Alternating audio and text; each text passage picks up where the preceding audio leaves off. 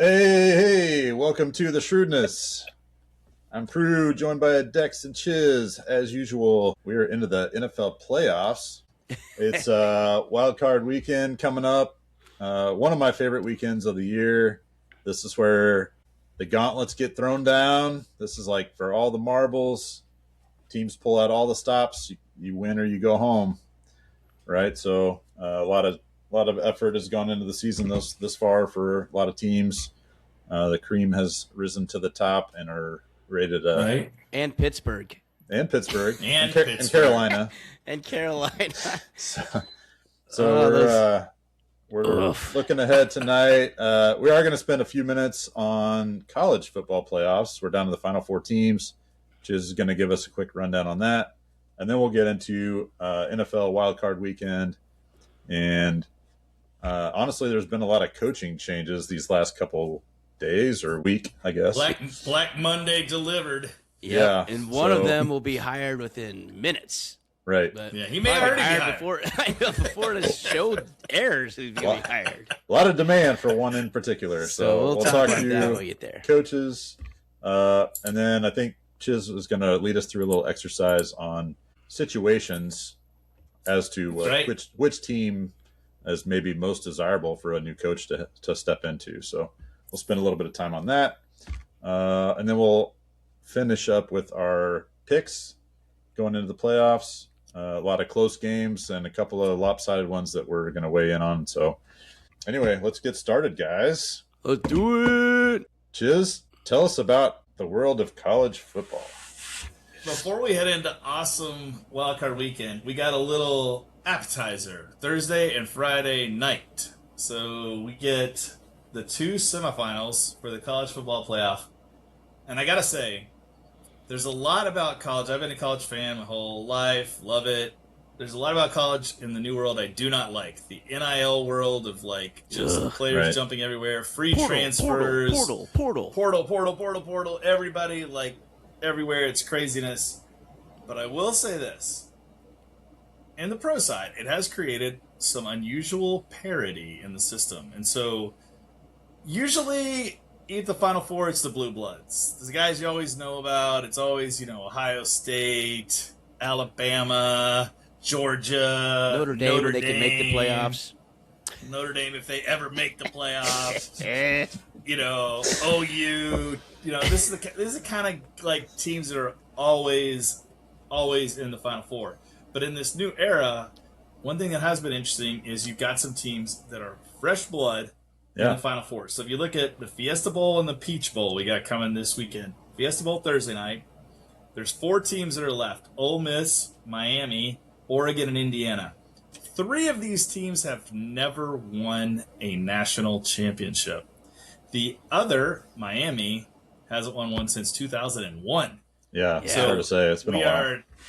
We are 24 years removed since one of these teams winning it, and otherwise you're going to have a brand new champion, something I personally am rooting for.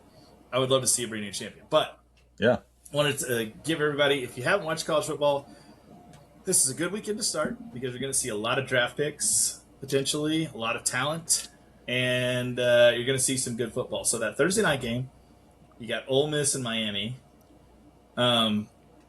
Here's some intrigue for you. Miami was a team that was the last at-large team in.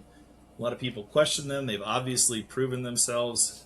Their defense especially. They've got a ton of guys on the defensive side of the ball. So in particular, when you're watching Miami, there's some guys that can get after the passer, make great defensive plays. Watch that side of the ball. You're going to see some first-round picks there. They've got a couple guys, at least on defense, that are probably first-round, second-round picks. On the Ole Miss side of the ball. Let's talk about how Miami got there, too. So when we're saying their defense has shown up, oh, my gosh. Yeah. So they showed the first week, they went and played Texas A&M, right? It's a good team. Nothing wrong with that. They've been scoring some points. And 10-3 in a rock fight, but they only gave up a field goal. That's it for 60 minutes of football. Like, all right, they won't be able to do that again. Ohio State's going to come beat his ass. No. 24-14. They only gave up 2 touchdowns to arguably the top team in the country. I mean, I know Indiana beat them in the Big Ten championship, but still, people thought a rematch could go the other way. Ohio for State sure. got back. In 24-14, and frankly, it wasn't close as we kept doing money line bets when Ohio State got down and losing our tails on it. Like, we did. Evil Empire always comes back. It's what they do. They're going to win. Except when they don't. And so Miami just said, not today, son, and took all of our money. And unless you're a Miami Hurricanes, do you? Right. You probably were losing your money too, because Ohio State they were the team that was going to win. Heavily favored. It was heavily bet. When they heavily got through that was really huge. I think they're better than what people give them credit for. And they did have some, I mean, there's a reason they were the last team in. They had some flaws, but my God, they don't look like they fixed it. And certainly the defense was never the flaw. And that has just been locked down. Defense is awesome. And the thing to watch here is their quarterback's Carson Beck. He's like a 34th year starter. So he's been in the college playoffs every year. He's been in there forever. He is a very inconsistent guy. He came back another year in Miami because he wanted to try and improve his draft stock. I don't think he did that very much, but he is 2 more games, maybe. Year's not over yet, Chiz. Exactly. Year's not over, and he does run a bit hot and cold. They have an incredible rookie wide receiver. His name is eluding me right now, but he is a player to watch for sure. He's going to play on Sundays here in a couple weeks on the offensive side of the ball, but that's kind of all they got on the offensive side of the ball. The defense is where it's at. Now, if you look at who they're playing, Ole Miss, never won a title, and talk about a team with some interesting storylines. Oh, my gosh. You make that's the why playoff you want to have Lane Kiffin time. lead you into the playoffs. I mean, that's what you get that guy for. You pay him the big bucks for this reason. I mean, you make the playoffs for the first time in forever, and you're the coach of the team that makes – you got a chance to win a national championship. So what do? You bolt for LSU for more money. Yeah. So they are playing with a shell of a coaching staff. A lot of the guys that were on his staff are planning to go with him to LSU. So some of them are staying back, and they've got deals to stay back. It's super jacked up, and the poor team is having to deal with all this. So, Chiz, tell me if this is wrong, but Kiffin's the only one that was not allowed to keep coaching. Is that correct? Because it seemed like most of his staff is. The ones that were moving, and they got one foot in one pie and the other foot over here. Correct. And so Ole Miss said, weird. Go away after you say you're leaving. They told him, go ahead. Go on with your bad self. We don't need any more of this. So he left. You would have thought that would have been an automatic, like, we're done, team gives up. No, they had kind of a pass against Tulane the first round, which is stupid. Yeah, there's a few passes in that first round. 41-10. But then they played Georgia. Right. And they had played a great game against Georgia in the regular season. And the second one did not disappoint either. I mean, it was a great game, 39-34. The incredible story of their quarterback, who was Division II starter last year, was the backup to start the year. Yeah, he was D2 Ferris State quarterback, backup to start the year. First quarterback goes down, the starter. He walks in, and honestly, just has played lights out. And he looked like a lot of guys I was texting with during the game. He looked like a guy that has it, right? He doesn't have the measurables. Like, if you're like, oh, his arm's not like phenomenal, and he's not like super fast. He's that not fast, Or like he's just like putting these incredible passes from weird arm angles and like eluding rushes, and like he's got a fun player to watch. He's got moxie. He does. Clutch positive. Yeah, he is clutch positive. And so I think this is going to be a fascinating game. What's the line on it? You guys have the line? I haven't seen the line. So it's -3 Miami. I thought, Miami is actually favored, -3. even being the higher seed. Yep. Miami -3. I mean, they are playing great on defense. And they're expecting Miami's defense to give up more than a field goal with a 51.5 over-under. So they're not looking at a 10-3 or 24-14. They expect some fireworks in this game. Going to get some scoring. I think it's a toss-up game. If I'm betting it, I honestly probably like the points in Ole Miss because I think they're the team that just kind of has that special thing going right now. Like, they should be out of it. Their coach is gone. They got a second-string quarterback, all this stuff. Like, they've never been here, and they're playing with house money. Yeah. So I think it's a fun story. That should be a good game. You think Miami's offense can keep up? It sounds like that's the reason I like Ole Miss, Prue. Yeah. That's the reason I like Ole Miss, because I do think Ole Miss is going to score some points. I don't think Miami is going to be able to hold them to 14 like they did Ohio State. I don't think they're going to pitch a 3 on the board against Ole Miss. Yeah. So, if they can get to 21 points, I think they win this game. I like the under too, by the way. I don't like the 51 feels kind of high to me. I don't see there being that many points. Unless we get to overtime. Right.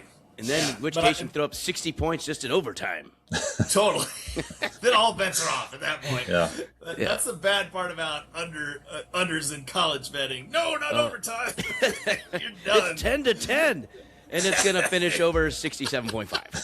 That's right. So just be ready. But that's a Thursday night game for you, so you're going to be jonesing for football Thursday night. You're used to an NFL game. Hey, turn on the Fiesta Bowl. Watch the next best thing.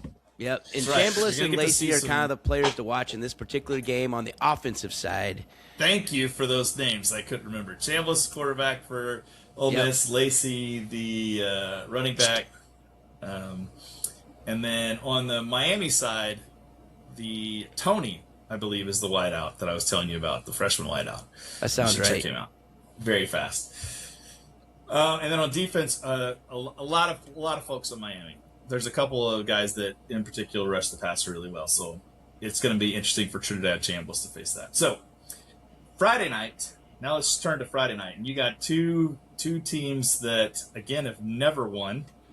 One who's been in the running lately, Oregon. Big Ten. Oregon's had some money.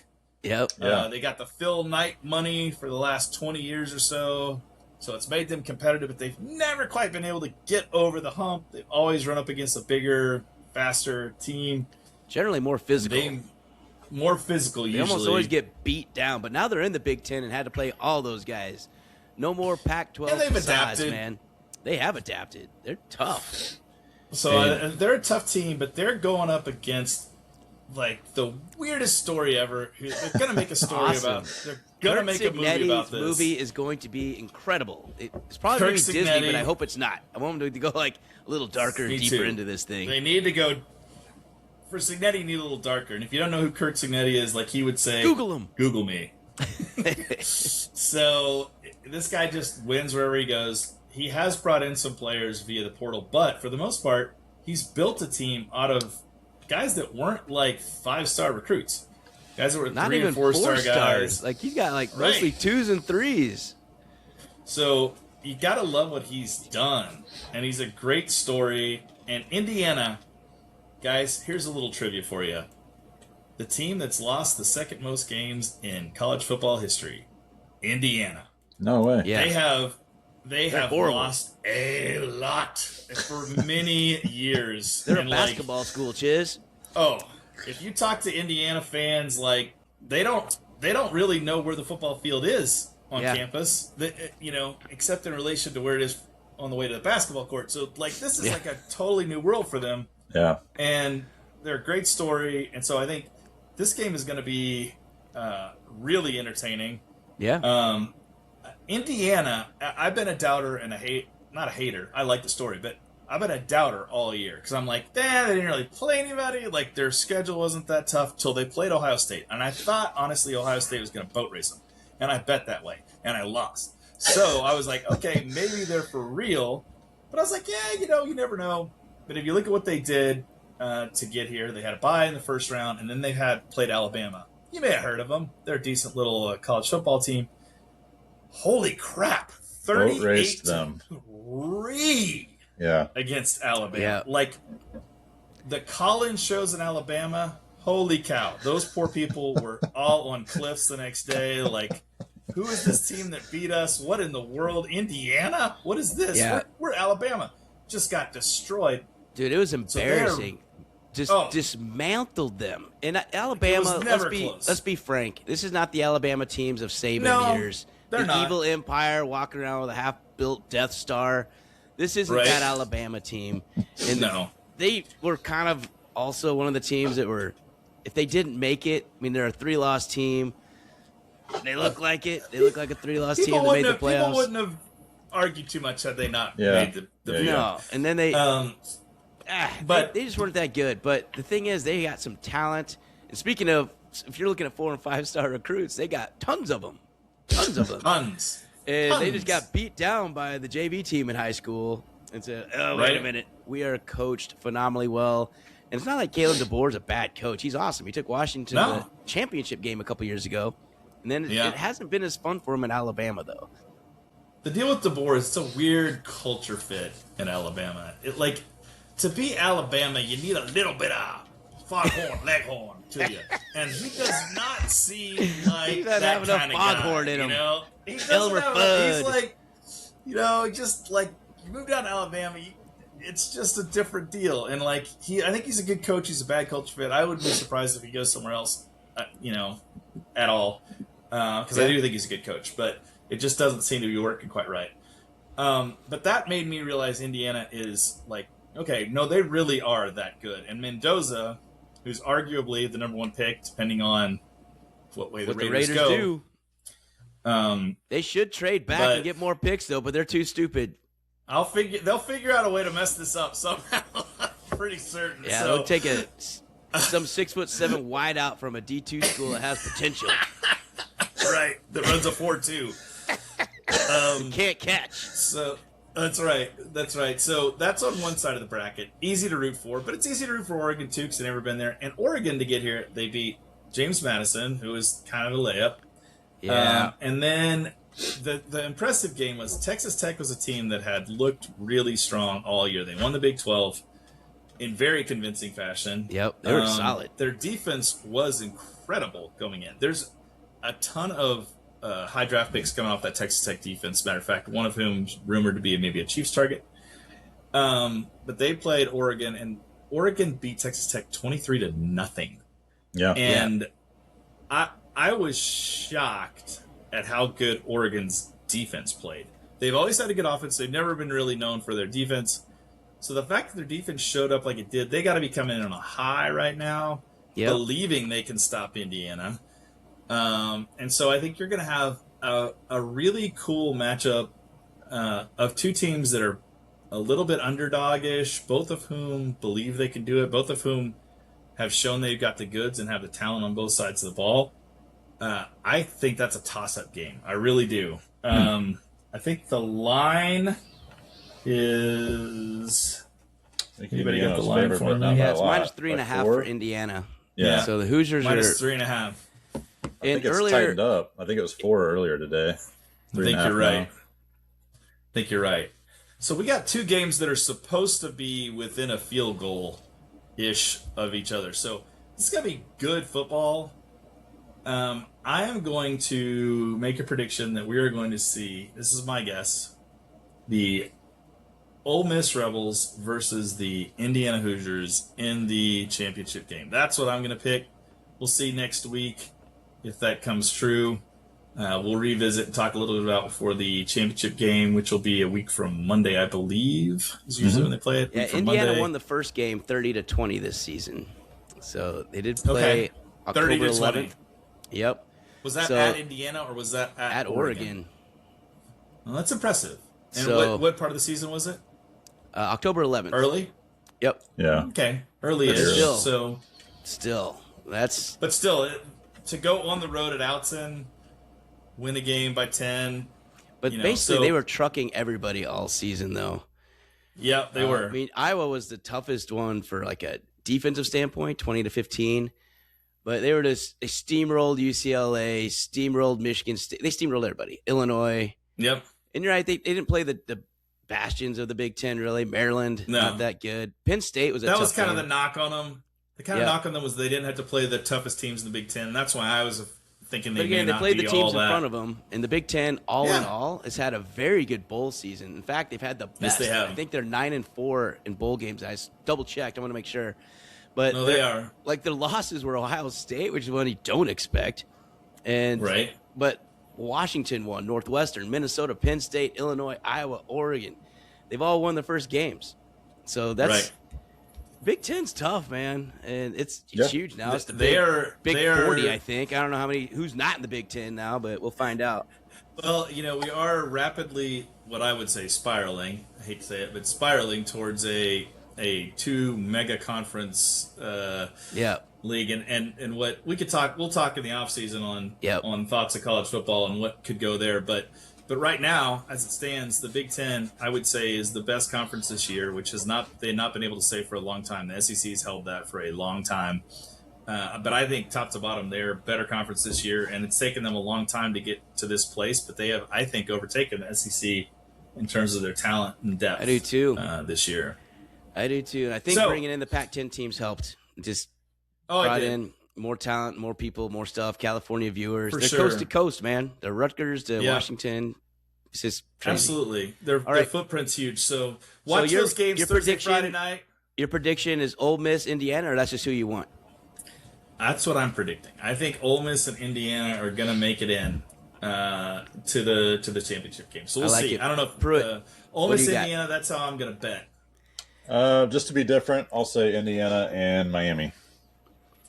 All right. I think it's going to be not a bad pick.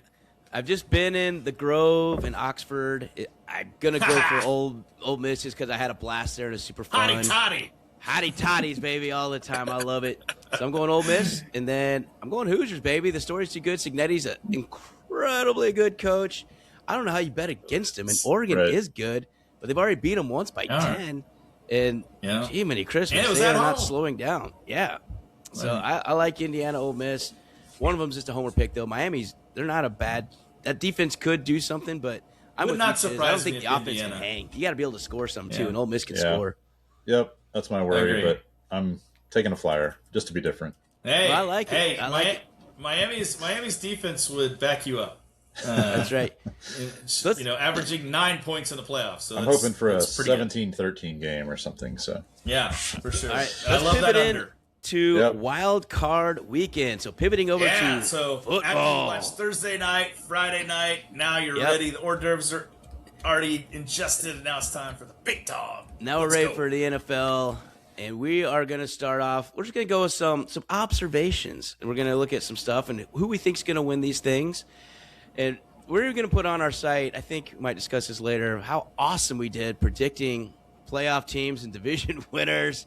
It was horrible. We were really, really bad. It's kind of unbelievable. There's a reason why they play the games, Dex. You're absolutely right. But in the AFC North, none of the shrewdness picked Pittsburgh. So we had Baltimore and Cincinnati. Who would have thought? And frankly, Baltimore still had it. So frankly, we almost had it till the very end. And then we had Houston. And then we kind of all get honorable mentions for the AFC or the NFC South because they all tied. It's just a bunch of kissing cousins down there. And Tampa Bay, Atlanta. They have the same record as Carolina, all 8-9 for that just steamroller of a division down there. Yeah. God, they're embarrassing. That division just sucks. So who knows? But anyway, let's pivot. So first games we have the Rams at Carolina. And obviously Carolina is favored at home. Just kidding. The Rams minus 10.5. That's insulting. Double-digit road favorites. What do you guys think about that? What do you think is going to happen in the game? Do you think Carolina has a chip in a chair? Can they pull it off? Or is it going to be just a steamroller? Pruitt, what do you think on this one? Somewhere in between. It's not going to be a steamroll, I don't think, but I think they can keep it within 10.5 for sure. That's right. I mean, that's a big number. It's a big number, especially in the playoffs. I mean, this is a team they won 8 games. They probably, I don't know, I didn't look at this beforehand, but it felt like they won just as many games as anybody else the second half of the season. Like they started out terrible like Carolina normally does, and then they kind of came around like they did last year and started showing people that they're a legit team. And if they stick to the pattern, which I kind of messed around with during our Patreon, they've won, lost for like 3 straight months. Yeah. And they did lose last weekend to Tampa Bay. So watch out, Rams. You're on the wrong side of the weekly ledger on this thing. That's right. So it could be interesting. Chiz, what do you think about this game? So the issue I have with I love double-digit underdogs in the regular season at home. So, like, I really love double-digit underdogs in the playoffs at home, but I'm super scared about Carolina's offense. They're 27th ranked in the league. I don't think they're going to put up a lot of points. I do think they are going to keep it within the 10.5, but I think the only thing that doesn't scare this game more for me, if I'm the Rams, because traditionally a team like the Rams coming in, I worry about overconfidence. I worry about them coming in knowing they're going to boat race this team and then like not really showing up.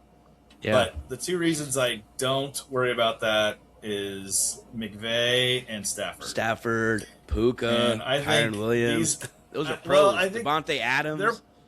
They're pros, but like McVay's a darn good coach, and Stafford has seen a lot, and so I don't think they're gonna let these guys come in like complacent. Yeah. I think they're gonna win the game. I think I could easily see Carolina with a backdoor cover. That's I don't what think I'm they're saying. gonna get they blown that out. Field goal to get them at a 9 or 10. All right. And like, oh no, we're I still definitely gonna could see that. Oh.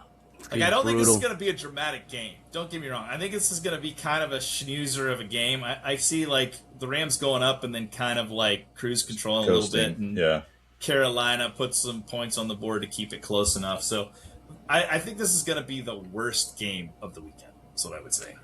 Yeah, no, I could see that. I think it's going to be Rams all day. I do like Carolina to keep it within. Again, it's just too big of a number. It's insulting. They're a playoff points. Team. This is an 8-9 team that deserves your respect.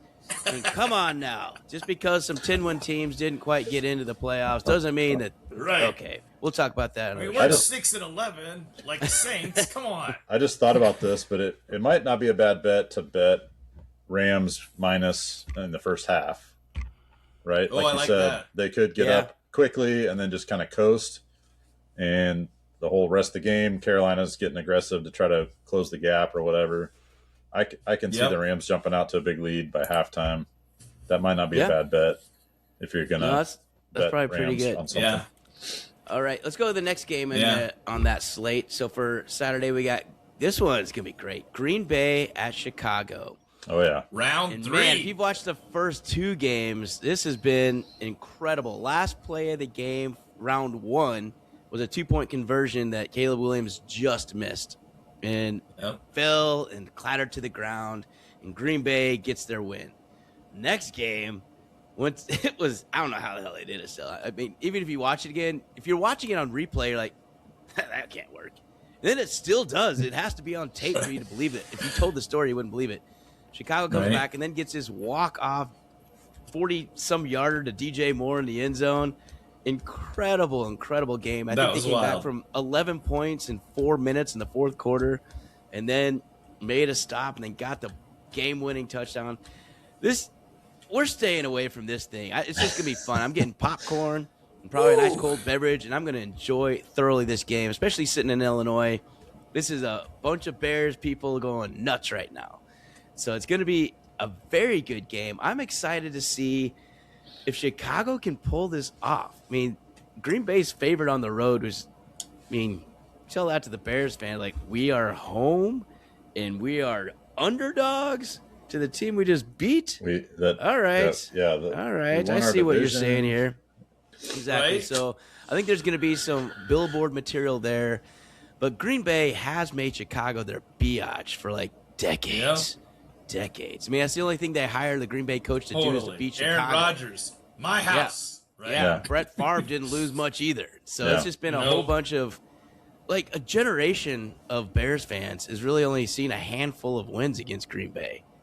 Like a generation, like 30 freaking years. So it's crazy. I think it's going to be a super fun game to watch. But all the numbers are just stayaways. -1.5 Green Bay, 45.5 over-under. I'm just going to be more excited to watch the game and see what happens and see how Caleb does in the playoffs, see what it looks like. Ben Johnson, see what he ends up calling, see how these guys do.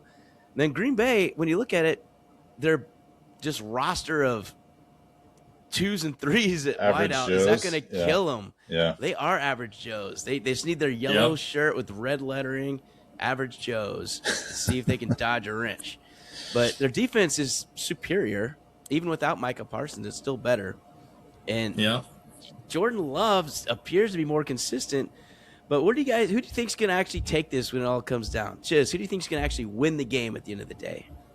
So this is a super crazy one to me because of the fact that I see Jordan Love. Like if the performance is a spectrum, Jordan Love's performance spectrum is tighter. So his lows are not as low, his highs are not as high. But you got a lot more variance with Caleb Williams. So he could have a great game, or he could have just an absolute poop stick of a game, right? Yep. And so, like, that's what makes it so hard to bet. And I think why we're all like, oh, stay away. Because, like, you don't know which Caleb Williams is going to show up. You don't really know, like, how it's going to work. I tend to think in a game like this, I like to go experience and somebody who's less likely to turn the ball over. So I like the Pack in this game, even though they're on the road. And I don't think they're as talented, honestly, as the Bears across the view. But I do like them in a one-game playoff, especially Caleb Williams' first playoff game. So I like the Pack. How about you, Prue? It's super tight. I think first quarterbacks, which you just talked about, a little more dynamic from Caleb Williams. Then I think about coaches. I'm like LaFleur and Ben Johnson, both kind of like quality coaches that are going to come in with a good game plan, all that. Chicago's been running the ball well lately, which usually means you're controlling the clock, that kind of thing. So it's a complete toss-up. I think at home, Caleb Williams steps up and Chicago escapes. Nice. I like it. I'm going to go with Chicago as well, and it's mostly because they have the upside, whereas I think Green Bay can play a very good game and just be very average and not do enough. And then, like, one play is all it's going to take for Caleb to make, and he can have that terrible game that you're mentioning. He could be low, but all he needs is 5 good minutes and 2 good drives. That's right. And I think here's a player that's stepped up a lot the last couple of weeks, and it's one that's close to our hearts. Luther Burden has really, really looked good for the Bears. He's he really hasn't been playing, and no one cares. That's kind of what it's turned into. Luther Burden is a playmaker. I think, especially for next year's guillotine season or fantasy football, he's going to be getting drafted, and he's going to at least be a sleeper pick that sits in your flex spot. We all knew he had the talent. It was just a matter of if he was going to get the opportunities, Opportunity, right? Yeah, but, man, when he gets the ball, he's electric. And he dropped that one ball, got it, but then he made up for it on multiple other plays. So I'm looking forward to seeing how he plays in his first – this is his biggest game ever. So that'll be fun to see. I will say it's interesting. You can look at the trends on that, Dex. The Bears are coming in on a 2-game losing streak. The Pack's coming in on a 4-game losing streak. So neither of these teams have done much winning lately. So it's really – it's going to be – That's why this one in our books is the stay away, folks. Just enjoy it, but it's one that you can lose a lot of money and have really good rationale for why you did stuff, but you can still lose a lot of money in this game. It's going to be one more great game into their history books and the rivalry. That's what's going to be for sure. These picks are just for funsies. That's right. That's right. All right. That's right. So the next day, so we're going to have 3 games on Sunday. So we're going to have Buffalo at Jacksonville, and I have odds at minus 1.5. Who would have guessed this one at the beginning of the year? Buffalo at Jacksonville. Yeah, that would maybe the other way if you're getting the wild hair. But Buffalo is in some books up, they're underdog, and in some books they're favored. It's just gonna be a waffly 1.5, probably 2-point swing. Pretty much a pick'em game. Yep, pretty much a pick'em game. So Chiz, start us off. Tell us what you think you're looking forward to in this game, and how you think it's going to play out and who's going to walk away with the win. Well, I really love how Jacksonville has played going into this game. Yeah, so I agree. They are a howitzer. They haven't lost since week 10. 8-game winning streak coming into this game. If you would have told me the Jags would have an 8-game winning streak anywhere at any time, I would have bet against that immediately. So the fact that they won 8 straight, one of those at the Broncos, they beat them by 2 touchdowns. And they beat the Colts when the Colts were still good, too. They beat the Colts by 17. Yep. They beat the Chargers by 29. So this is a team that can look really great, and you've got a seasoned guy in Trevor Lawrence, so it's not He's not a rookie guy. Now, he is a guy that's developed a little bit later than we all expected. And I feel like, he's an interesting case study. On the Bills side of the ball, it's a one-man team. Well, James Cook and Josh Allen. I mean, James Cook led the league in rushing, I believe. I don't know. Well, Henry may have passed I think he ended up. I can't remember who ended up. I'd have to look it up. We'll check that later. He was in the top 2. So he had a great season. The Bills are an enigma wrapped inside a mystery. Every stinking playoffs. I do not know what to expect out of them, but I do know this. Like, I like having Josh Allen as my quarterback. Yeah. And in the playoffs, I like having Josh Allen. Like, I feel like this is one of those games that even though they haven't had a ton of passing success this year, it hasn't been a big passing year for Josh Allen. It feels like the kind of game that Josh Allen's like, if I have to run for 150 yards, I'll do that. Yep. I will do that to win this game. I will run for 150 yards, and, like, I think they just find a way. I think they find a way to get this game done. How about you, Prue? I was just looking up number of rushing touchdowns. For Josh Allen or for Buffalo? For Josh Allen and Trevor Lawrence. Oh. What would you have guessed? A lot. What would you have guessed for Trevor Lawrence without looking? Probably 8 to 10. Because I know he ran in like 4 the last couple of weeks. Because that's what I commented on our short. He was doing a lot. Yep. He's got more this year, doesn't he? He's probably close to 10. He has 9. Okay. And that's about 9. That's about 6 more than I would have guessed. Yeah. From pre-2025 Trevor Lawrence. Right? Absolutely. I think that's a huge key, and why they've been winning this year is he's finally figured out when to tuck and run. Yeah. I agree. And he's getting the first downs, extending drives. Yeah. It's huge. Yep. He's making plays himself versus hanging out in the pocket for too long and taking a bad sack or whatever. Yeah. Yeah. He's making better decisions, getting out there quickly, and surprising people with his legs a little bit this year. It's a great call out. 14 rushing touchdowns for Josh Allen. We all know his capabilities, but 9 for Trevor Lawrence, which, like I said, is a lot closer gap than what I would have said at the beginning of the year as a prediction. When you think about it, absolutely, I bet not a lot of people would have guessed if he said, "Hey, did over under 4,000 yards for Trevor Lawrence?" No way. At the beginning, he wasn't even good the first 6 weeks. He was like all over the place. He finished with 4,007 yards. He finished with 29 touchdowns to 12 picks. He had more passing touchdowns, more passing yards than Josh Allen. And Josh Allen had 10 picks, so it was only 2 different, 12 to 10. Yeah. He had more touchdowns. Right. And so he's better than you think. Again, I'm going to go back to that. Trevor Lawrence has been way better than you think. He good. I think a couple weeks ago you said that. Yeah. He's catching a lot of people by surprise. And I certainly haven't appreciated how good of a season they've had. So, and if you look at the MVP, if you're really looking at the player who made the biggest difference on his team, Trevor Lawrence brought that doghouse team to 13 wins. Yeah. Right. What? That's incredible. And a division title. So Trevor Lawrence will not win the MVP, but he better get a couple votes, Riders. Come on now. Yeah. And that's just mean if you don't do that.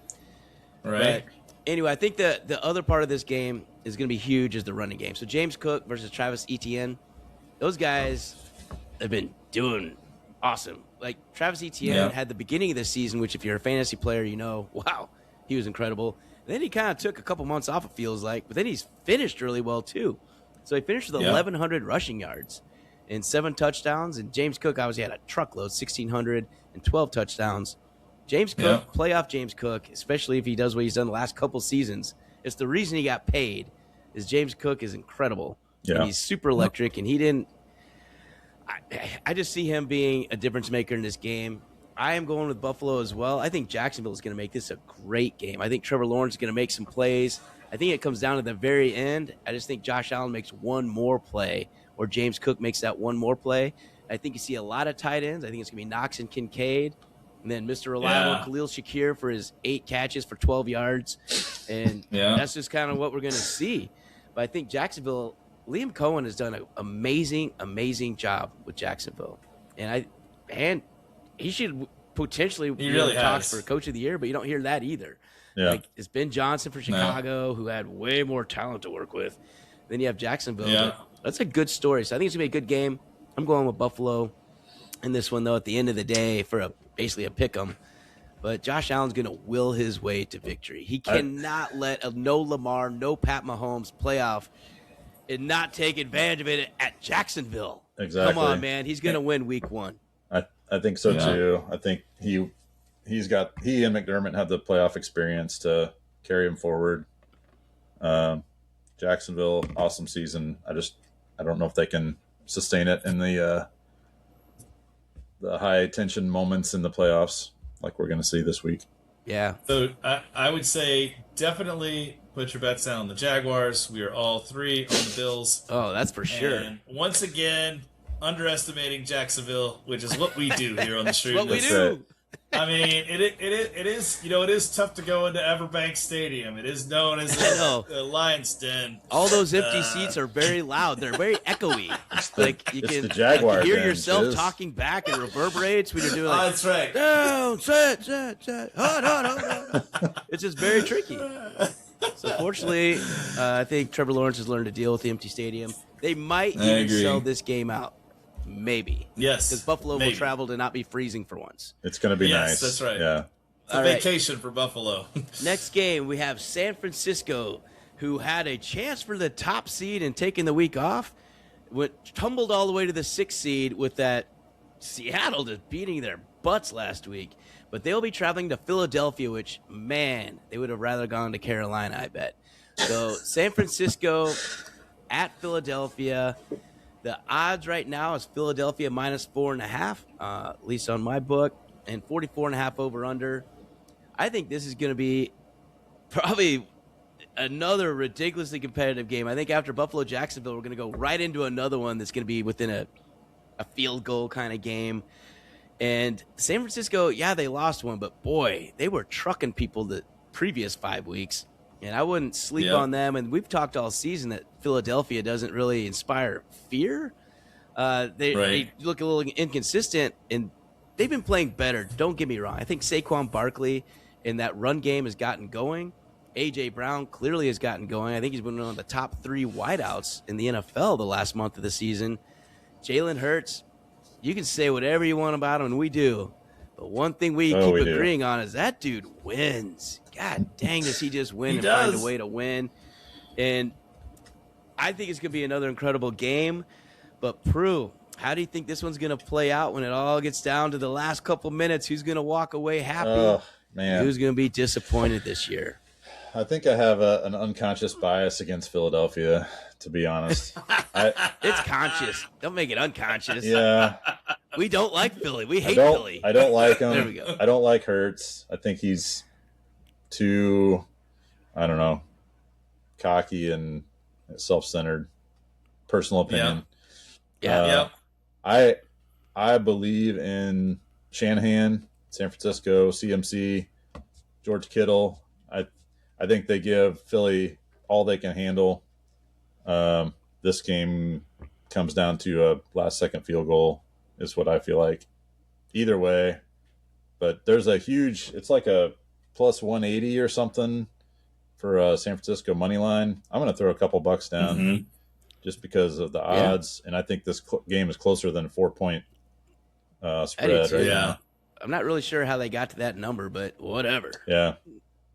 San Francisco played Seattle very close, and Seattle ended up overall number 1 seed, but a couple plays went the other way, and it'd be a different thing. Could have easily been San Francisco in that spot. So I think it's going to be super close, and I'm going to throw a couple bucks on San Francisco money line. Yeah. I think that – are you worried about the Philly defense, though? Because that is where I think there's definitely a major advantage in this game is the defensive lines and basically just the defense in general. San Francisco has been devastated with injuries. Yep. And that's kind of where I'm leaning more on Philadelphia just because I think they'll stop them more often. And it's not like CMC's been incredible efficient running the ball. I mean, I know he's got over 2,000 yards. Got it. Not saying that, but it's They're going to all be more receiving passing now. involved. Yeah, but Yeah. it's 3.5 rushing per carry. Yeah. That's weird for It's like Christian worse in the McCaffrey, one of the league. greatest running backs in the league. He hasn't been able to squeak above 4. Now, the Yep. last few weeks, obviously, he's been far better. Far better. They figured out how to do the run game in San Francisco as well. Looks like I was talking about Philadelphia. But the thing that has just been constant for Philly all year is having a really, really, really good defense. And now they're in the playoffs. And if they don't just get up and play great defense, they're tough to beat. I would not want to go to Lincoln Field this week, but I think it's going to be close. Chiz, what do you think about this one? This is going to be a good game. This is the, in my opinion, the game of the weekend. I think it'll be the best game that we see because I think you've got two, as much as I hate to say it, two good coaches ish. One But better than the but other. when I look, I mean, at the end of the day, when I look at this game, I see 3 Chiefs Super Bowl wins. That's what I see. Yeah. 2 against the Niners and 1 year, against though. the Eagles. But I think that you've got 2 teams that are not performing to their ability. I think that the Eagles are woefully underperforming, and they have been all year. I was just looking at their games. They only won 3 games by more than 1 score. And that was against the Commanders, Raiders, and Giants.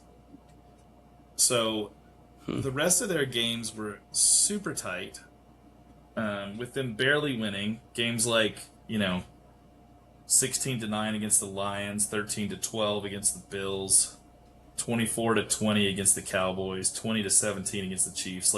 Kind of rock fighty type games. I tend to go with you, Prue, on this Shanahan boat here. I think he's a better coach. He always seems to get the most out of his players. I think he's going to be game planned for this really well. I think it's a heavy dose of McCaffrey, heavy dose of Kittle. And I think that they're going to score enough to win. And the reason I say enough is I don't think the Eagles are going to score that much. I just don't know if they'll need to. They might not need to, and that's the thing. But I do love, and we'll talk about this later, but I love the under in this game, and I really do love the 4.5 for the 49ers. Because I haven't seen the Eagles dominate anyone. Yeah. This quality. How about you, Dex? So, at the end of the day, I'm going to go with Philly for the defense. The defense they usually win the games when it comes down to crunch time. Championships. It does. And I think when they need to make a play, they're going to be able to. And especially if Pearsall plays, I think San Francisco has a better chance. You might like Drew Pearsall. He's not even that good. When he's on the field, they're a different team. Or Ricky then they have Pearsall. him and Jawan Jennings. Or Ricky, either one. Ricky Pearsall, yeah. Ricky Pearsall. Nice catch. So when they have him on the field, though, they're a better team because he adds that quickness dimension, and he can get separation from those guys. Now I think they just put Cooper DeJean on him, and that's going to be hard to get away from because he's pretty freaking good. But at least he'll be someone. Like, he'll be just attached like Velcro to everybody else. Yeah, if they can take him out of the play. Yep. Even if Pearsall's a decoy the whole game. That's it. Yeah. I think Philadelphia can win this. They have the running game. They've got better wide receivers. They've got a really good offensive line that's not hurt. They definitely do. Their defense is better, and they're home. I think they're going to have just enough to squeak by and get another non-impressive win, but impressive that they do win. That would be perfect. That would be just perfect if they did it. That would I don't be a think they cover signature 4.5. Philly. Though. I'm on the points for San Francisco, but I think Philadelphia's going to win the game. Yeah. All right, let's roll into our last 2 games. So we have one more for Sunday night. So we have the Chargers going to New England up at Foxborough. And this one, I think, is going to be an interesting one as well. But New England is favored at home, as they should, -3.5. So basically, they're just giving them home field odds. And the over-under 46.5. We have a favorite for MVP, Drake May, who's going to be thrown to his hopefully not in prison Stephon Diggs. And he's got a very good rookie, Travion Henderson, and Rafumble Stevenson behind. A pretty good line. And the defense is not awesome, but they're at least average, mid-pack. Yeah. And I think then you got the Chargers have an incredible defense, really good coach. Harbaugh knows how to win. Justin Herbert has not looked good in the playoffs to date, but maybe this is his year. But he's also kind of coming in hurt again. It's like his annual thing, be hurt with something. Hand, elbow, knee, ankle, fill in the blank. So he's coming in nicked again. He didn't play last week. We'll see. I think their wideout crew is good enough. I think they've got – I mean, they can. I mean, again, you don't want to bet on them. Keenan Anderson and Johnston and Ladd McConkey. One of those guys usually has a pretty good game. And Keenan Allen's pretty good too. Keenan Allen. Who'd I go? Keenan McCardle? Yeah. I love Keenan McCardle. Maybe that's why you're coaching him. Keenan Allen, baby. Whatever. Here we go. But I think it's going to be a good one. Chiz, what do you think on this one? Let's start with you this time. Yeah, so super interesting. I do think the Patriots win this game. I've kind of been a Patriots hater because I don't feel like they played anyone really for the vast majority of the season, and I feel like Drake May kind of puffed up stats against nobodies. It's going to be interesting, though, and I think it will be tighter than people expect because if you look at the passing, for this reason, the passing defense for the Chargers is fourth in the NFL. They are difficult to pass the ball against, and their rush defense is eighth. So they're not easy to run against. They have a very middling offense, so it's not going to put any fear into you, but their defense keeps them in games, and I think against a young quarterback like Drake May, that's going to be a challenge. He's going to have a lot of weight on his shoulders. It's a home crowd. Everyone's going to be fired up. Everyone's like, hey, the Patriots are back. We're finally back in the playoffs. We're going to kill people. Yeah. And I think the Chargers are going to punch them in the mouth a little bit to begin with. And I think this game is a close game, maybe even a tie game at halftime, before the Patriots make adjustments and pull it out. But I think it's going to be a tight game. I like it close, but I do think the Pats win. How about you, Prue? Can't disagree with anything you said, really. I think they could be even behind at halftime. I kind of agree that they're going to have a tough time until they see what the Chargers defense is doing against them. I think they'll have to make some adjustments kind of mid-game to start moving the ball. And then, second half, I expect them to kind of get it figured out and pull away. They've got a lot of talent on the offensive side of the ball. They do. Offense wins games. Defense wins championships, but you got to make it past. If you're the Chargers, you got to make it past New England and at least two more probably better offensive teams than they are. So for sure. I think and they lost their most dynamic player, right, with the running back Dobbins. Yeah, J.K. Dobbins was on Denver, though. Yeah. So they did lose him from last year, though. Correct, from last year's team to this year's team. The year before, though, J.K. Dobbins was electric for the Chargers. Yes, he was. So they're still reeling from that. But they do have Omarion Hampton, though. They rested last week. Hampton came back. Yep, Hampton came back, and he did not play last week, so they rested him up to get him full kilter for this. So we'll see what happens. I think close game, agree. I kind of like the under in this game, 46.5. We got to see what Justin Herbert does, though. He's super good. And the thing is, I was looking at this before. He was way up in, yards per game rushing for quarterback this season. He was towards the top. And he was someone that we've kind of usually think of as a slug, but he is not. Yeah. So I think both he and Drake May will have to use their legs, much like Josh Allen and Trevor Lawrence. Yeah, Trevor Lawrence for the other game. I think there's going to be a lot of running quarterbacks this weekend, which is kind of different. Even Brock Purdy and Jalen Hurts. These guys are going to have to be mobile and make the plays to extend the drives. Yeah. And I think whichever team does that the best and gets those drives and keeps their defense off the field, you want to have the fresh defense here. I think these little details that you can't quite predict to see how they're going to happen. I think we have another tight game here, the Chargers in New England. But I'm going with Drake May. I think he is really, really good. I think he's going to step up and have kind of a here I am moment. We'll see, though. I mean, it's tough to have that much pressure on you game one, and you're hosting a very tough defense. Yeah. Well, when you talk about running quarterbacks, Dex, it's a perfect segue into the Monday night game. And I started to do the same thing. And Aaron Rodgers Just grease lightning. They can all catch chickens with Rocky Balboa. It's the best. When you think speed, you think Aaron Rodgers at 42 and C.J. Stroud at 22. I mean, they're about the same speed. So that brings us to our final game. So Houston at Pittsburgh. How on earth are we talking about Pittsburgh in here? I don't even know. They were done as dirt. If you watch that game, it was one of the most memorable and its weirdness games ever. A missed extra point. They're like, oh my gosh, he 89 straight and then missed. And Boswell, what? You don't miss. Boswell. And then they go all the way down, and then you got Tirico just talking up Brandon Looper, whatever his name is, Loop for Baltimore, Tyler and how Loop. they scoured the country and tried to find a kicker with the right makeup. And Keenan Anderson, wasn't it? Yeah, Keenan Anderson, like Oberkfell. So, Tyler Looper. No. Tyler Loop, Kyle Loop. It's a rookie kicker. Who cares? It's not Justin Tucker because he's in the massage. You know what we say about kickers here on the Shrewdness? We hate them. They just lose bets. That's all they do. Yeah, that's right. Blair Walsh, Lynn Elliott, you go die in a hole.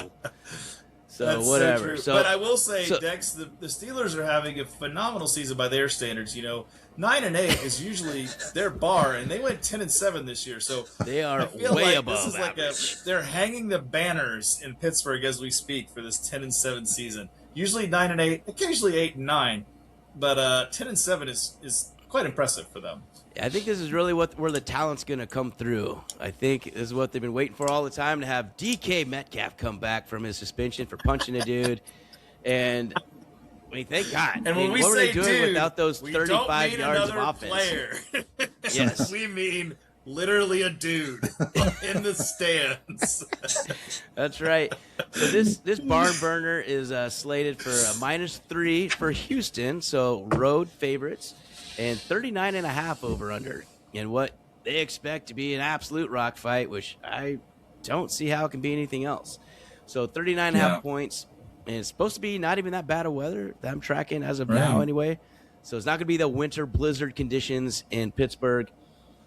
I don't know. This game looks like it's going to be boring on paper.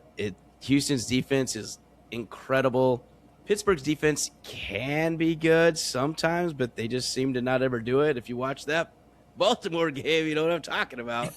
Like, let's just give up monstrosity plays with the season on the line and the division on the line. Yeah. Let's leave the back third of the field wide open and not cover their only target, Zay Flowers. It was the weirdest zone I've ever seen.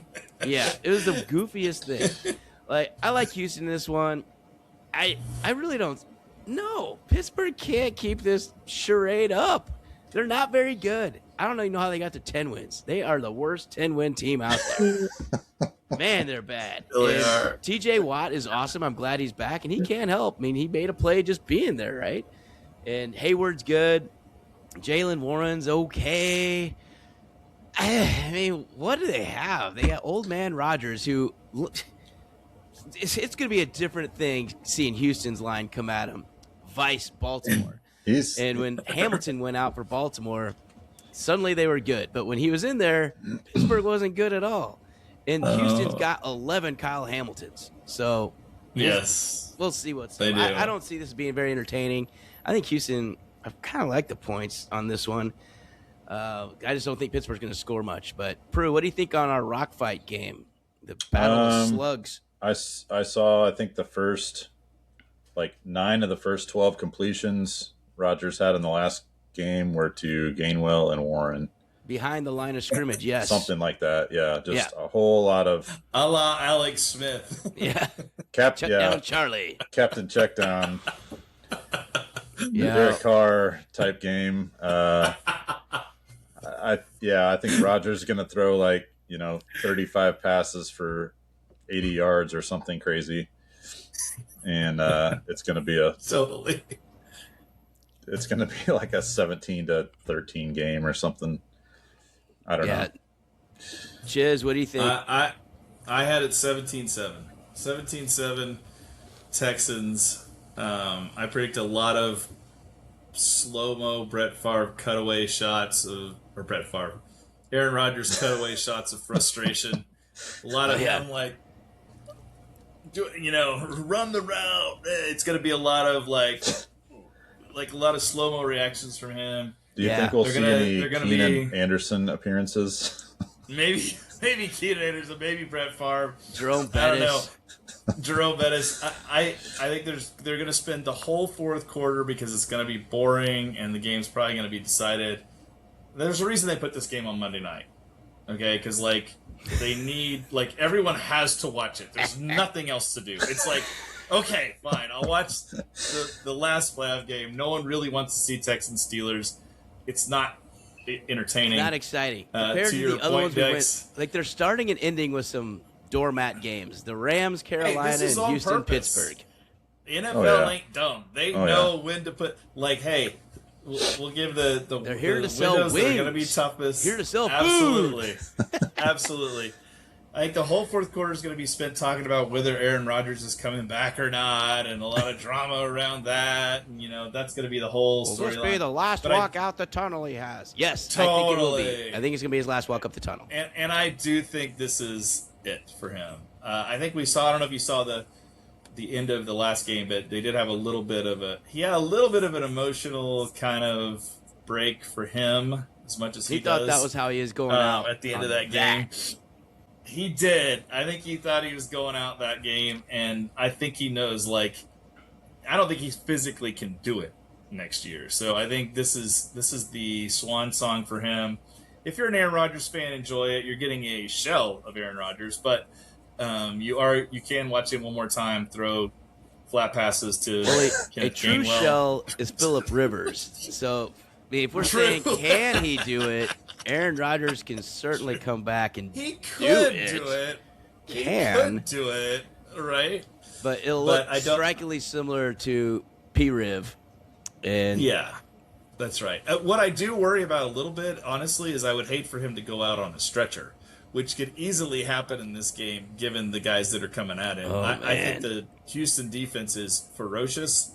And I think if they get a chance to be up a couple scores and pin their ears back, he's going to get hit. Yeah. And I hope that he knows when to duck. And he usually does. The check down's not always going to be open. They might just cover the check down and say, throw it to, the wideouts they couldn't even pronounce the names of. And who's this guy? Adam Thielen, they can pronounce his name, but speaking Kevin of shells. Austin Jr.? You can throw it to Kevin Austin Jr. At least they can throw it to DK Metcalf. Last game, Rodgers had 13 completions to Gainwell and Warren. Yeah. Oh, God. But you take what they're giving you, right? When you hike the ball and look to the flat, that's a bad sign, right? Yeah. Brutal. That's the first read. That was against the Ravens defense, which is good, but not the Texans. So that's our wild card weekend preview. That's who we think we're just going to do what and the players to watch. Let's pivot to a fun segment Chisholm's got for us. For coaching carousel. This is a fun time. So if your team is not in the playoffs, and ours isn't, but if your team isn't in the playoff, then odds are good that you are going to really enjoy this because it may be pertaining to one of your teams. Because if your team isn't in the playoffs, then there's a good likelihood that your coach got fired.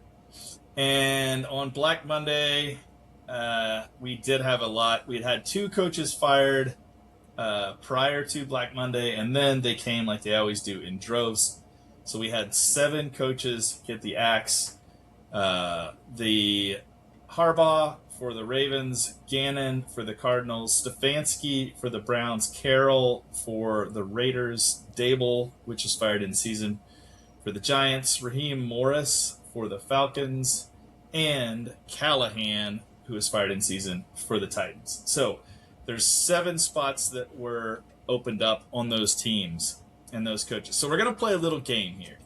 The first thing we're going to do is I'm going to ask the guys here, if you were a coach and you had the option to go to any of these teams, Raiders, Cardinals, Ravens, Titans, Browns, Falcons, Giants, knowing everything that you know, current talent, where they're going to be drafting next year, all that stuff, where would you want to go? So tell me. We'll start with you, Prue. We'll start with you. All You're right. a coach.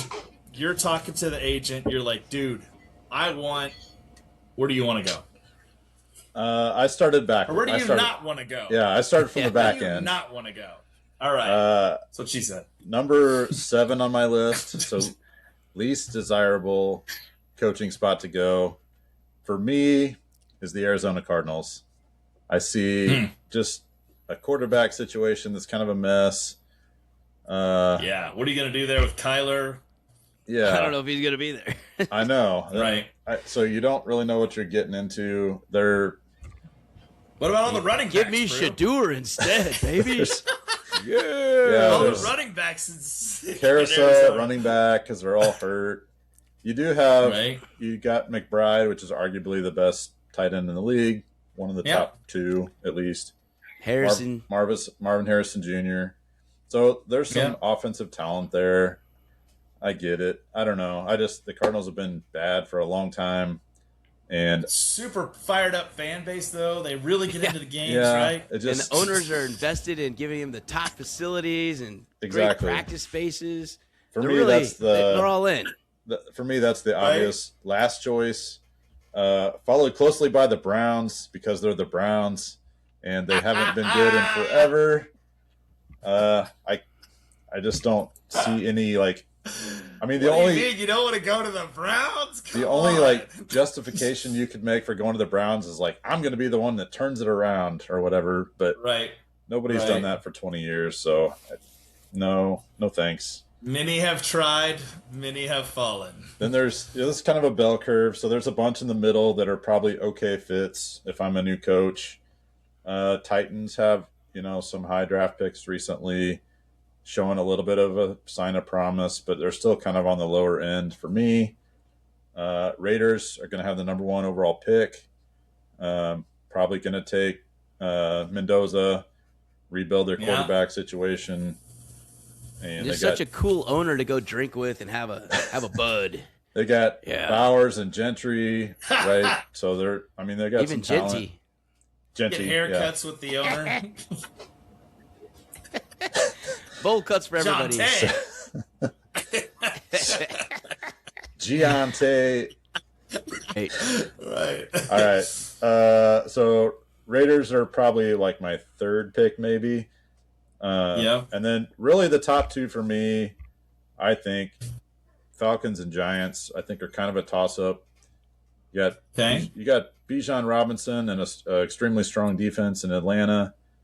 Penix, I think, is serviceable. I'm anxious to see how the Kirk Cousins situation plays out because they've talked about keeping him now because he's still showing some signs of life and that he can play and whatever. Right. So that's not a bad situation, I don't think. And then Giants have Jackson Dart, Cam Scattaboo, Neighbors. They got some talented players to rebuild kind of a nucleus offensively there. Giants, New York is a tougher place to succeed, I think, as a coach. A little more scrutiny from those Northeasterners. But if you win, they love you. Yep. And you got the number 2 overall draft pick. That's not too bad, right? You can jump into that. The Falcons are drafting. Let me see. Right now, they're probably top Falcons, 5. Wow. So they must have made a trade of a draft pick because they're are 13. not drafting. Well, they're 8 and 9. They're in the middle of the pack. Oh, that's right. They kept winning true. at the end there. They kind of hosed themselves. That's true. I mean, they're They division tied for the lead. Yeah. In that vaunted South. They won 3 in a row to close or something, right? So they don't have a first round pick. They must have traded last year. So I think that was part of the Penix I think deal, you're right? Yep. And so I think that is a consideration when you think about Atlanta. You do not get a first round pick this year to help add to that team. But I like the ownership group there. And I agree, they have a good nucleus. So, Dex, how are you? Your agent, how are you directing, Mr. Agent? Yeah, I'm pretty similar. I think Cardinals are the bottom, and the owners don't know what they're doing, And they have some talent, but they just don't have a direction, right? Like, what is the identity? I don't know. I don't want to mess with it, though. I want owners that are vested. I want GMs that are invested. And that team doesn't seem to ever have it. They had a moment with Kurt Warner and got them all the way near the promised land. That's kind of been it. It's been not much for a long time there. I want nothing to do with that. On the flip side, I think the best job out there is the Giants. I would love to have Jackson Dart as my quarterback. You already know you have something. You're not showing up hoping to draft a quarterback. Yeah. You've got one, and now you have the second overall pick to go get more talent. You have a running back, Cam Scatterbo, who should be back by the beginning of the season. You have Malik Neighbors, who's arguably one of the most talented wideouts in the league and could lead the league in pass in receiving yards next year. It wouldn't surprise anybody. And their defense is set. They got Abdul Carter and Dexter Lawrence. I mean, you have so much talent all over the place. But they just kind of got snake bitten this year. When they were starting to make a run this year, boom, boom, boom, boom, boom. Everybody just started losing. Then they gave up, a 17-point lead to Denver in the fourth freaking quarter. I mean, that was really the nail in the coffin of their season. And right after that, Dable got fired. I just think there's so much talent there if you can put it all together. I still think the right coach could win that division next year. They have enough talent automatically to put the number 2 overall pick in play, and they could potentially trade back a little bit if they don't like that because they don't need a quarterback. And, I did. I should have brought that up, Dex, but you bring up a good point. And that division is a big consideration, I think. And one of the reasons I would go with the Falcons is because of that weak division. Yeah. I mean, you go 9-8. You get to 9 wins. Yeah, 9-8. You got a good shot at winning the division, right? So you definitely do. And so I think the Giants are probably the one I like the best. And then second is the Falcons because you got Bijan Robinson, Drake London, Michael Penix or Cousins. You're going to have quarterback play. Their line's not that bad. I really don't know how Raheem Morris blew this. I mean, this team should have easily been able to compete for the title. I mean, I understand that the 8-9 they did tie for the lead. But you know what I mean? This is like an 11-win team, in my opinion, with talent-wise. Like, how do you waste Bijan Robinson? Right. And they lost Drake London for a couple weeks this year. There's just too much talent there. I think it's a great spot, and that owner does give a crap. He does invest, and he'll do kind of whatever. And I really like the Atlanta situation. I think those are top 2, and it's not even really close. Baltimore would be kind of a weird one because you're getting the back end. You're getting the end that was of a the run. one I was going to ask. I was going to ask you guys about because, like, I probably would have had that higher on my list just because, like, you're walking into a playoff-ready team, right? Or are you? They're not in.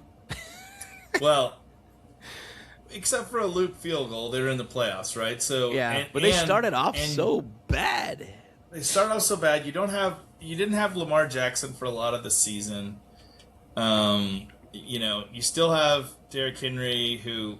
Yeah, he may be towards the end. He damn near led the league in rushing. Still putting up a lot of yards for an old dude.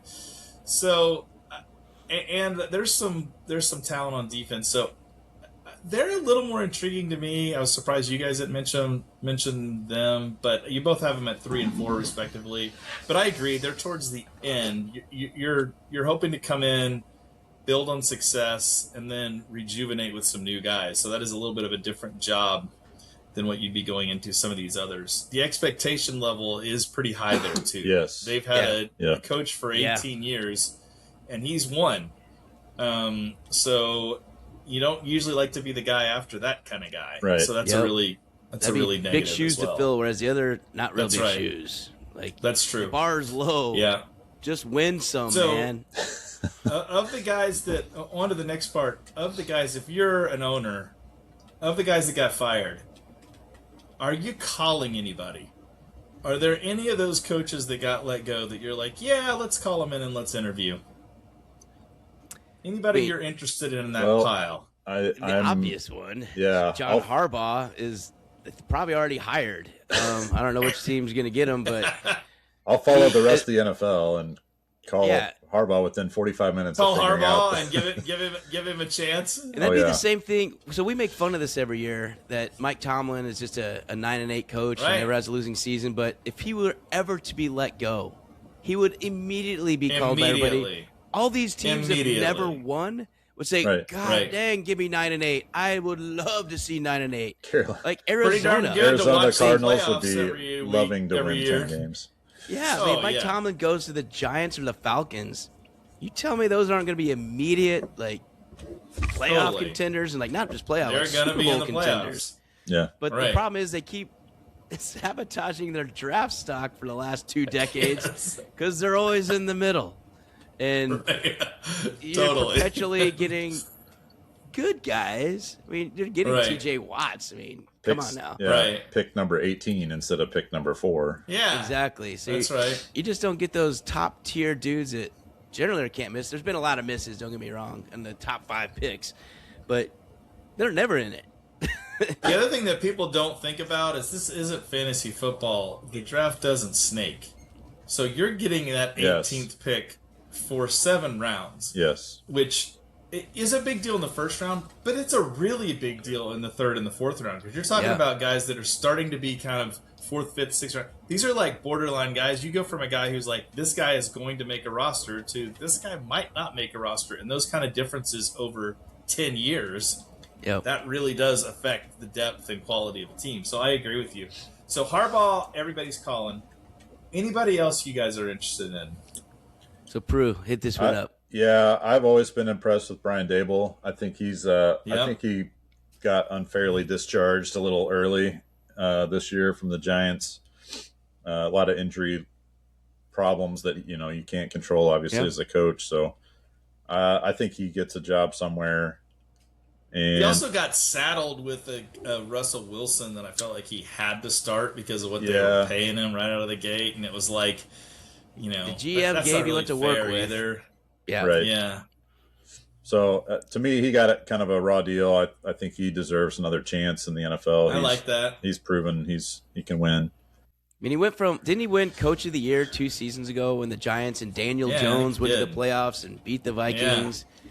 And now he's just worthless. Like, is he worthless? Right. I don't know. It's almost like he didn't have any good quarterbacks, and then he had to deal with a rookie that then lost his wideout and his running back and lineman. I don't know. What are you supposed to do? I'm kind of with you. Refer back to my previous comment about winning in New York. There's expectations there to step up and win immediately, and if you don't, that's right. You're not liked. What's funny is he did. He did win immediately. Yeah. And then it's just that he had 2 bad seasons. And Daniel Jones ended up getting traded in season 2, and then season 3, they drafted a rookie in Russell Wilson. So he's kind of put in a pickle. But I think he could turn any of those teams that we talked about. Yep. I bet he's getting some calls too. Yep. And then I agree. Probably for the other one, I think we're all in agreement. Kevin Stefanski for the Browns. I thought he did a pretty incredible job with the Browns, frankly. Agree. The fact that they were where they were with what they had the last few seasons, I think he's done a tremendous job. Yeah, he's come around the last, I'll say, year and a half. There was a time, maybe either 3 years ago or maybe early last year, where I was betting against him every week because I thought he found a way to lose just stupid games that he should have totally won.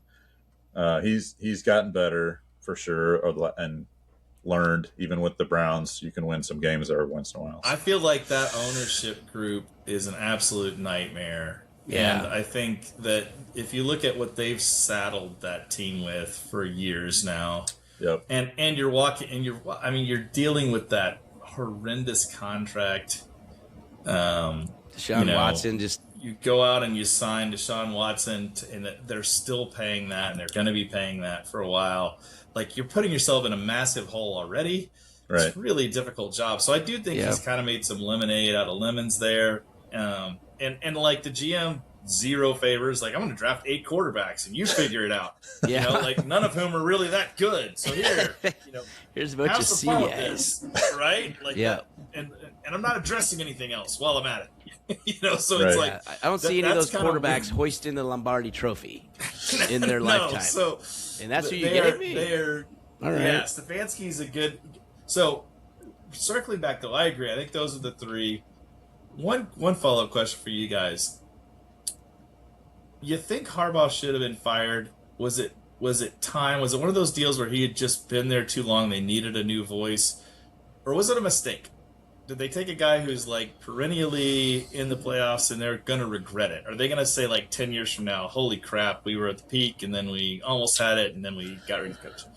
Where do you guys fall on that? I can see both arguments. Like I do think he lost some games he should not have lost.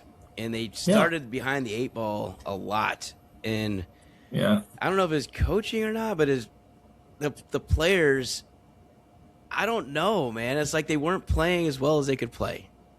And like maybe they're just playing a little hurt. bit. That's where I'm at. It's kind of like Tomlin, but he seems to always get everything out of his guys. Harbaugh, he does blow fourth quarter. How many fourth quarter leads has this guy blown in the last 3 years? Just the recent memory. A lot. Right. A ton. Right. He's blown so many games for his team, and it's either the play calling or just the clock management or just field like punting when you should go for it, vice versa. I think he just kind of finally did one too many straw that broke the camel's back, and I think it's just kind of a owner's like, I got to make a change. I got to do something, and I'm not getting rid of Lamar. And you can't. Do you think? I feel like when they added Derrick Henry, it was like, okay, John. Yep. You got everything this you is need. your shot. Right? You got the most electric quarterback in the league, arguably. Last year they should have won it, I think. Right. That was the team that could have taken it to the house. And then Mark Andrews dropped the ball in the end zone at Buffalo or against Buffalo, and that was it, man. That was because Lamar was really the MVP last year. I know Josh Allen got it, but bull crap. If you watch that season, look at that stuff, it wasn't even close in my opinion. Lamar Jackson last season was incredible. Yeah. Incredible. And he was in peak form, unlike the shell we got this year, where if they would have won last week, I think they get kind of whooped this week against whoever they would have played. If they're playing Houston, they're not going to win either. It's just what it is. Yeah. So I'm between that and like seeing the writing on the wall that you got Mark Andrews at the end of his career or close to it. You got probably another year maybe of Derrick Henry and Lamar, and so the team's kind of breaking up. And this is like, okay, coach, you had your shot last year. It kind of all fell apart this year. I see the writing on the wall. You're just going to be the first of many departures from the Ravens over the next 12 months is what I feel like is going to happen. Here's the interesting thing for me. When I look at, and I could be off here, but when I look at Harbaugh, I'm getting a little bit of an Andy Reid vibe. And here's what I say about that. Andy Reid was in Philly for a lot of years. Yep. And was a really good coach, right? They won a lot of games. They went to a lot of playoff games. And he always had guys that were, his quarterbacks were good, not great. Yeah. And I look at Harbaugh, he's had 2 quarterbacks, really, in this time he's been there. He's had Flacco and Lamar. Yep. Flacco, listen, he's good. He's league average. He's league average, right? He's league average quarterback. Lamar, I got to give Harbaugh some credit. Lamar, when he came in the league, he couldn't throw. No. He couldn't throw the ball, really. He was a runner. Yes. And he, scrambled and, was really inaccurate. And he really developed Lamar to the point. I don't know if that's all him. That could have been somebody else he had. But he's got to be some part of that, right? So he's taken Lamar to maybe where as good as Lamar can be. Maybe this is his ceiling. Maybe he can't win a Super Bowl. So I'm really interested to see if he can do an Andy Reid trajectory. Can he go to a place then, get a fresh start, maybe get a quarterback that's even a little more of a natural. Like if he went to New York, I would love that. Right? That's where I would love for him to go. Jackson Dart, man, that feels pretty stinking good, right? If I'm him Malik and I got a guy who's Cam Scadaboo, franchise he can still guy, run the ball. Gotta be fun, right? With the Scadaboo equaled, the mini Derrick Henry and you already got half Jackson the defensive Dart. line. You got a good defensive line to start already, and then he clearly knows how to do talent. He's got to be part of the GM decision making on draft day, and all they do is draft studs all the time. All they do is they don't ever miss on defense. String. They never ever miss on defense. They've had a great string, and so I feel like I think 2 things can be true when I look at him, and I think he's a really good coach. I think they're going to be sad a little bit that he's gone, but I also don't know that they're going to do any better than what they've done with him. So I think if you keep him, you're probably going to look at more of the same, and they probably do need to switch it up. But I'm think anxious so. to see where he lands. I hope it's not in Vegas. I'll be honest, as a Chiefs fan. Yep. I don't know if he'd want to be in the Vegas. same division as his brother. I mean, that's a little too much brother time.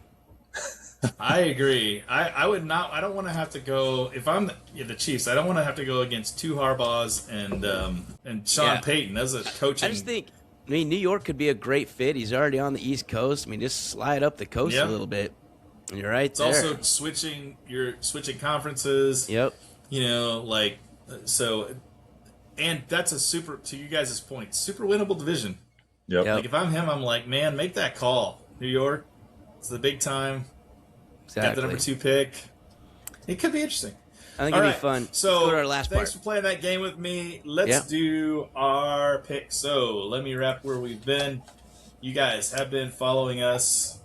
You know that we are incredible money-making machines. And last week, At least we 50% delivered of the time. That's right. 50% of the time, it's right every time. So we had delivered 2 of 3 for you last week. We gave you the Kansas City, Las Vegas under 36.5. Could have been under 10. Which snooze fest. could have been. We all had that one. Although they scored a lot at the end there. It was pretty fast and furious at the end. We got Dex gave you the San Francisco money line. They lost 13-3. They didn't show up on offense, but they decent game. It was We lost closer than one. that. It was close. It was. Carolina, Tampa Bay, I gave you under 43.5. That delivered. So we gave you 2 of 3, which for the year has us set at 52%. Slightly in the money. But you guys know, if you followed the shrewdness for a while, this is where we really make our money. It's playoffs, you know. We're pretty golden in the playoffs. So this is where I want you to pay attention. We also will, if you follow us on socials, and if you don't, you're a total loser. So you should do that now, and you should absolutely get everyone else to, because there's basically we're like, hey, free money, follow us. That's all you need to do, and you get money. And we give player props all the time. We're going to have player props on Saturday, so we'll have a power parlay. And let me clarify, the power parlay, bet them all. A parlay. I understand all of you on social. I understand you have to hit all 3 to hit the parlay, okay? So we don't always hit the parlay, but we hit the parlay at a higher rate than you need to make money, okay? So our parlay hits for the year. What are they, Pruitt? At the top there, 15.8%. 15.8%. You got to clear 12 on a 3-leg parlay. So you're welcome. You're welcome very much for those parlays. So, but we do the parlay. The other thing we do is we bet those individually. And if you bet ours individually, you're at a 54% hit rate. So you're definitely making money. So we'll have those parlays for Saturday's game. We'll have parlays for Sunday's game, and we'll have a parlay for Monday game. So check socials for that, and we'll give you the game bets here. All right, so let's start out. Last week, Dex, you gave us one. You had been on a 2 of 3 streak, and you gave us one. We all kind of liked San Francisco money line, but you're ready to give us one that's going to win this week. So what do you got? That's right. So I'm going to the rock fight. So Houston-Pittsburgh game, I just don't see a lot of points. I think Houston's going to lock down Aaron Rodgers. I don't think he's going to be able to do much, if anything. And like I said, I don't know if Houston will do much. I mean, they're not like a vaunted offense, but 21 points ought to be enough. And even if Pittsburgh can accidentally get to 17, which I don't know how on earth they could do that, that's still under. 21-17 would be the under. So I'm taking Houston-Pittsburgh under 39.5. So get it now before that line drops more. And take the Kenneth Gainwell over 6 catches. Yeah, the check down over line. Over 6 catches, over 12 targets. Bet both. That's a good one to bet. Pruitt, you have given us 4 of the last 5, including last week, Kansas City, Las Vegas under 36.5. What do you like this week? Been hot lately. Hope I can continue it this week for you guys. After talking through the games earlier, our game previews, I really like New England against the Chargers. Chargers are a little bit beat up going into the playoffs. New England's offense has been pretty sustainable throughout the year. I think they come away with at least a 4-point victory. So I like New England in a medium scoring game, I'll say. As long as they can score more than medium pace. Yeah, more than a medium pace. I like it like maybe 24-20, something like that. if they can get more than 24 points, I say they win by at least 3.5. Here we I go. like it. I like it. Got to go with talent there, and you got to go Patriots minus 3.5 at the Chargers. So I, as you know, I'm a big fan of unders. The one time I went over this year, the gambling gods laughed at me, and they, I went over 33.5 in the Pittsburgh-Cleveland game, even though I knew better. I knew better. Okay, let me mea culpa. That was stupid, dumb break, dumb. So I learned my lesson. We're going with the under. San Francisco, Philly. Here's why I like the under in that game. You're like, there's a lot of offensive weapons in that game, right? Yes, there are. There's a lot of offensive weapons, but like Dex said, that Philly defense gets stingy, especially at home. And I just told you guys, Philly has not beaten a team with a winning record by more than one score. So you combine them holding San Francisco and their propensity to not boat race anybody, and I think this is going to be – I think 49ers get 17 points on the board. Philly gets 20, and it's a 20-17 game, and that would feel very Philly to me. Matter of fact, Philly special there. They may even block a game-tying attempt field goal to win this game. Seal the game. Be a super Philly-ish thing to do. And Sirianni with a fist pump. Oh yeah, Sirianni that's how we drew it up. Right. So take your San Francisco plus 4.5 and win your bet. I do like San Francisco plus 4.5, and I do like the under in this game. So San Francisco Philly under 44.5. Lock it. Our 3 this week: San Francisco Philly under 44.5. Houston Pittsburgh under 39.5, and New England minus 3.5 against the Los Angeles Chargers. All right, let's have a winning postseason as far as bets go. Yep. Awesome to see everybody. Dex, you want to take us home? All right. Well, thank you very much for tuning in and checking out the show. Put your bets in early before the lines change on us because we can't change it. It is what it is. We recorded it now. Good luck if you have some teams in the playoffs. Good luck. Hopefully, we'll be back in there next year with the Chiefs and Vikings fans out there. We get a 1-year layoff of playoffs. I guess we've been spoiled rotten lately. But Until then, is what it is. Like, follow, subscribe on the socials. Get these game props in, so we'll put those in. And we usually put them out about an hour before game times. So make sure we got our actives, inactives, and get all those in for you. But thank you very much for the support. We will be talking to you next week after this first round of playoffs. Can't wait. In the meantime, stay shrewd. Stay shrewd.